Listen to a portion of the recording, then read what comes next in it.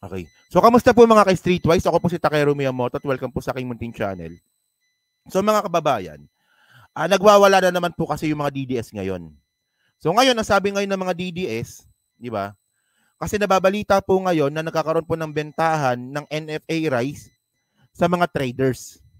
Na which is sobrang bawal talaga nun. Bawal talaga yun. So, ngayon, ang sinisisi nila ngayon, yung gobyerno at si PBBM. Kung hindi ba naman tatanga-tanga itong mga hayop na to, una kasi mga kababayan, na nabisto po na, nagbebenta yung NFA ng NFA rice sa mga traders, ang nakabisto din po kasi dito is NFA din mismo. Kung sinasabi ninyo na kasalanan ito ni PBBM, sana ang nakabuking nito hindi parte ng gobyerno. Yun nga lang kasi ang nakabuking nito, parte po ng gobyerno. NFA din. Oh. So para makuha po natin yung narrative, no? Okay? At dahil nga po sa balita na to, sumasawsaw na naman yung isang tao na napakawalang kwenta na akala mo ang galing-galing pero siya naman talaga ang pinakadahilan kung bakit tumaas yung presyo ng bigas. Ito nga po si yung dati kong amo na si Cynthia Villar. Okay. Wala nang NFA rice dahil nga dyan sa ginawa ni Digong na yan, visit na Digong yan, no? So ito mga kababayan, nasabi dito, no? Just in an exclusive interview with People's Television, National Food Authority NFA Assistant Administrator for Operations, Engineer Limuel Pagulayan revealed that 75,000 bags of NFA rice amounting 93 million were allegedly sold to millers and traders at 25 pesos without prior bidding. So mga kababayan, ibig sabihin nito kasi ang nagbulgar kasi ng balita na to is Assistant Administrator for Operations ng NFA. So parte din po ng NFA yung nagbulgar nito. So paano niya masasabi na nagkaroon ng kapabayaan ang gobyernong ito, yung mismong bubuking niya mismo is yung gobyerno din na to. Nakuha niyo ba yung punto? Di ba? Paano niya nasabi yan? Paano niya nasabi na kapabayaan ng gobyernong ito? And gobyerno nga mismo yung nakahuli. At ngayon, iimbestigahan ngayon ito ng Department of Agriculture at nung isang sinto-sinto na senador na si Cynthia Villar. Oh. So ito mga kababayan kasi ano bang problema dito? Ang problema kasi dito mga kababayan, nagbigay po kasi ng presyo si PBBM kung magkano bibilhin yung bigas, yung palay. So yung palay po kasi, kung dati nung panahon ni Digong, 11 pesos, 12 pesos per kilo, ngayon po sa panahon po ni PBBM, ang ginawa po ni PBBM, nagkaroon po siya ng standard kung magkano bibilhin yung palay sa farmer, na pumapalo po ng 17 pesos to 23 pesos. Ganyan po presyo ng palay ngayon. Diba? Doon pa lang mga kababayan, beneficial na masyado sa mga farmer natin. Kasi nga, kung nung panahon nga ni Digong, 12 pesos, 11 pesos yung presyo ng palay. Pero sabi ni PBBM ngayon, hindi pwede yan. Dapat bibili ng NFA yung palay sa farmer 17 pesos to 23 pesos. So yun ang problema. Ang problema dito, binili po ng NFA yung mga palay na yan, sabihin na nga po natin na 23 pesos. Tapos syempre, ipapatuyuin, hindi, tuyo na yan eh. Kasi mas mahal po kasi yung palay kapag tuyo. Yan. So ngayon, kapag tuyo na dumating yan sa NFA, ang gagawin dyan, gigilingin yan. Tatanggalan po ng ipa. So merong cost yun. Merong ano nun. Merong operation cost yun. So gumastos ang gobyerno doon. So ang problema dito, binenta ng 25 pesos. So lugi ang gobyerno. Tapos pag nakabili, yung mga hinayupak na trader, papalitan nila ng sako. Papalitan ng sako. Bibenta ngayon sa labas. So ayan ang problema. Pero tandaan natin mga kababayan, ang nakahuli nito, NFA din mismo. Yung mga mataas na opisyal ng NFA. So ano kasalanan ni PBBM dito? Buti nga nahuli. So ito mga kababayan, ito pa. Pakita ko lang sa inyo. Okay. Bukod nga po dyan, kita mo, rice na naman. No? Kanina, Janet rice. Ngayon naman, NFA rice. Di ba? Galing, di ba? So ngayon mga kababayan, nung February 28 na balita ito, sabi dito no, Agriculture Department probes alleged improper NFA rice sale. So gobyerno din po yung nag-iimbestiga. Parte po ito ng executive branch po ni PBBM. Si Secretary Laurel Chu. O sabi ni Secretary Laurel Chu no, Agriculture Secretary Francisco Chu Laurel has ordered an investigation on allegation of improper rice sale. The DA chief said he received reports that the National Food Authority sold thousands of tons of rice at a price disadvantageous to the government, which is totoo naman. Okay. So ngayon mga kababayan, bukod dyan mga ka-streetwise, itong pinakapaborito kong senador na dapat hindi na natin dapat to binoto. Ako nga nagtataka nga ako kung bakit nag-number 1 yan eh. Oh.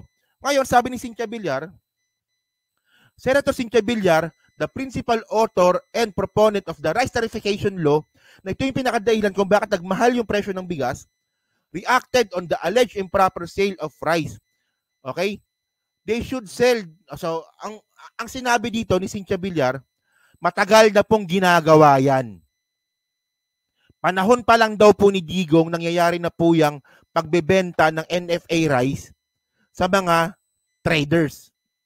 Sinabi ni Cynthia Villar yan. Sinabi ni Cynthia Villar yan, panahon pa lang ni Digong, problema na talaga yan. Panoorin natin yung video kung paano ko nasabi. Sige, panoorin natin to.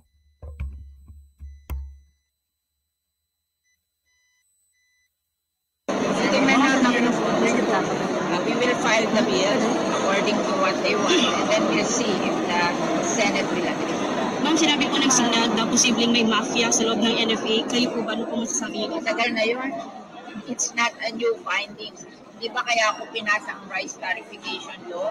Kasi sila nag-i-import ng rice exclusively and then connive sila sa cartel, kaya tinanggal namin yung power to import sa kanila. They have only the power to buy from the local farmers at niliberalize yung importation of rice. Ma'am, allowed po ba talaga magbenta sa mga millers and traders ang NFA? Hindi.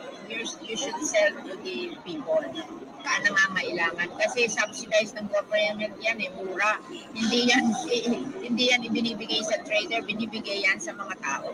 Para makamura yung mga tao, yung mahihirap na makabili sila ng rice na mura. Ma'am, what can you say na nagbenta po sila sa millers at traders ang 75,000? That's against the law. So dapat ma'am, pabilis ang investigasyon yung dapat gawin. Investigate. Thank you. So, naintindihan nyo ba yung sinabi ni Cynthia Villar? Alam nyo, bullshit yon. Sobrang bullshit nun. Okay. So, ang sabi ni Cynthia Villar, di ba tinanong si Cynthia Villar ng reporter, Ma'am, totoo ba na mayroong mafia sa loob ng NFA rice at binibenta yung NFA rice sa mga traders? Sabi ni Cynthia Villar, oo, matagal na yan. Kaya ako nga pinasa yung rice tarification law para matanggalan ng karapatan yung NFA na mag-angkat ng bigas sa ibang bansa para bumili na lang sila sa local farmers. So, kailan ba naipasa yung rice tarification law? 2019, panahon ni Digong. So, ibig sabihin nun, nagbebenta na talaga yung NFA nung panahon ni Digong sa mga traders. Pero ang punto ko dito, sobrang bullshit nung dahilan ni Cynthia Villar. Paano ko nasabi? Ito, sana ma-explain ko na maayos. Ang sabi ni Cynthia Villar, kaya niya raw pinasa yung rice tarification law kasi ang pinaka-reason is nagbebenta daw po yung NFA ng NFA rice sa mga traders. Kaya tinanggalan ng kapangyarihan yung NFA na kumuha ng bigas sa ibang bansa at bibili na lang sa mga farmers. Kung di ba naman bobo tong buwakan ng inang to, paano nawala yung bentahan ng NFA rice dun? Paano nawala yun? Hindi nga, paano nawala yung bentahan ng NFA rice nun kung tinanggalan mo ng karapatan yung NFA na kumuha ng bigas sa ibang bansa at kukuha nila sa farmer. So, ibig sabihin nun, meron pa rin silang ibebenta. Bobo! Parang ganito yung nangyari. Parang ganito yung nangyari na ginawa ni Cynthia Villar eh. Oh, ikaw, bawal ka magbenta ng candy galing Japan. Bawal. Hindi ka pwede magbenta ng candy galing Japan. Pero, pwede kang kumuha ng candy galing Pilipinas. So, paano nawala yun? Ang dapat kasi ginawa dito, gumawa ng batas na higpitan yung NFA mismo. Kung sino lang yung pwedeng nilang pagbentahan ng bigas. Higpitan. Paano nawala yung pagbebenta ng NFA rice sa mga trader kung meron pa rin sila kukuha na ng bigas para ibenta? Bubo eh. Bubo, mga kababayan, bubo. At saka ang punto dito, si Cynthia Villar pa talaga yung merong hawak ng committee sa agriculture. Alam naman natin, Panginoong lupa yan eh. Hindi nga mga babae, nakuha nyo ba yung punto ko? Kaya daw tinanggalan ng kapangyarihan para mag-import yung NFA rice para hindi raw sila makapagbenta sa trader. Pero kukuha na lang sila sa mga farmer. Hindi nakapagbenta pa rin sila. Oh. At mga kababayan kasi ito nakita ko to eh. Kasi tanga-tanga to eh. Oh. Itong rice tariffication law na to, actually ilang beses ko nang na-content to eh. Kwento ko na lang, no. So kasi mga kababayan kasi, ang nangyari kasi dito, Diyos ko. Ngayon, tinanggalan po ng rice tariffication law na makapag-import or bumili po ng imported na bigas yung NFA. So ngayon, ang problema dito, nilipat nila yung pagbibili po ng imported na bigas sa mga negosyante. So kaya kung nagtatanong kayo kung bakit nawala ng NFA rice, sisihin nyo po yung rice tariffication law. Kasi imbis po na NFA rice, ginagawa pong commercial rice pagdating po dito sa Pilipinas kasi ang bumili, hindi gobyerno, trader ang bumili. Oh. Kaya nawalan ng NFA rice sa market.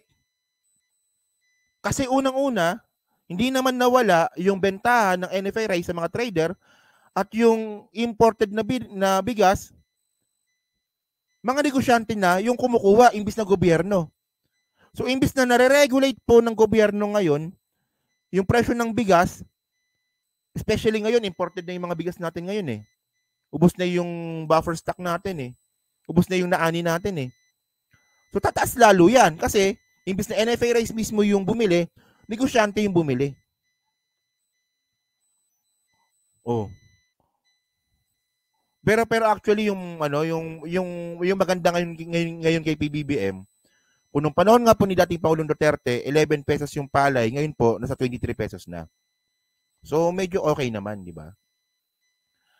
Pero bullshit 'to mga kababayan, sobrang bullshit nito. Sobrang bullshit ng ginawa ni Cynthia Villar nito. Gusto niya lang talaga i-justify yung ginawa niyang rice tariffication law. O ngayon, lumalabas ngayon mga kababayan na yung bentahan pala ng NFA rice, di ba, sa mga trader, panahon pa pala ni Duterte yan. Kaya nga daw gumawa si Cynthia Villar ng batas ng rice tariffication law para pirmahan naman ni Digong kasi nga, ayan ang isa sa mga reason. Ang tanong, nawala ba dahil sa batas mo? Hindi. Hindi naman nawala, di ba? Oh. So, palpak yung batas mo. So, kung meron man akong kritik sa PBBM administration, isa ito sa mga kritiko sa kanya. Na dapat, di ba, repasuhin, amyendahan itong rice tariffication law. Kasi kung gusto naman, may paraan yan eh. Kasi yung unang-una, yung Maharlika Fund, nagawa ng paraan. Tapos ngayon, yung Chacha, nagawa ng paraan.